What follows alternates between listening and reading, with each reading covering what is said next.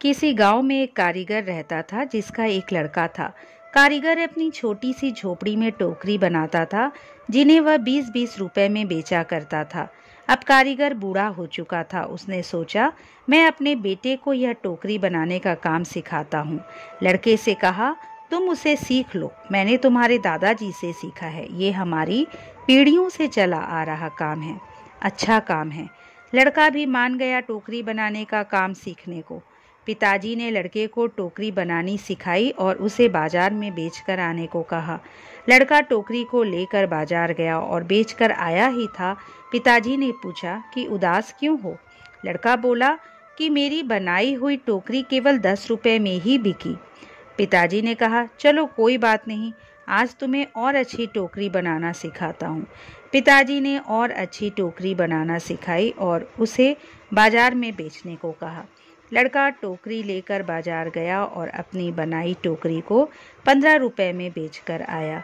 लड़का अब भी उदास था। पिताजी ने फिर उदासी का कारण पूछा तो लड़के ने कहा कि टोकरी केवल 15 रुपए में ही बिकी।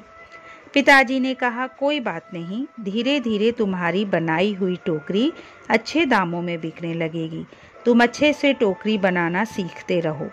पिताजी ने और अधिक अच्छी टोकरी सिखाई और टोकरी बनाकर बेचने को कहा। लड़का बाजार गया और उस दिन उसकी टोकरी 30 रुपए में बिक गई। लड़का बहुत खुश हुआ। पिताजी ने पूछा कि आज कितने रुपए की टोकरी बेची।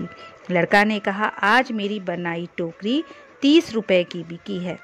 पिताजी ने ये सब सुनकर लड़के से कहा, बहुत अच्छा है, चलो आज तुम्हें ऐसी टोकरी सिखाऊंगा जो 40 रुपए में बिक सके। लड़के ने कहा, बस पिताजी, आप खुद 20 रुपए की टोकरी बेचते आए हो, आप मुझे 40 की टोकरी बनाना कैसे सिखाओगे? आप रहने दो, आपसे ज़्यादा रुपए की टोकरी तो मैं बनाना जानता हूँ।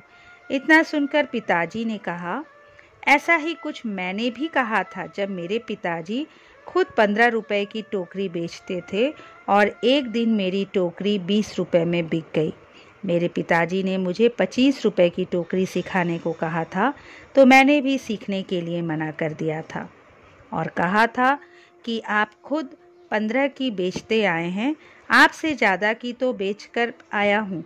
और तब से जीवन भर 20 रुपए की ही टोकरी बेचता रहा, क्योंकि उससे ज़्यादा की टोकरी मैं सीख ही नहीं पाया।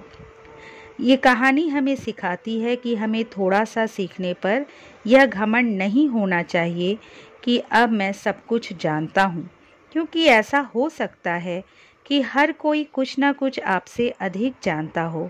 हमें हमेशा कुछ ना कुछ सीखते रहना चाहिए।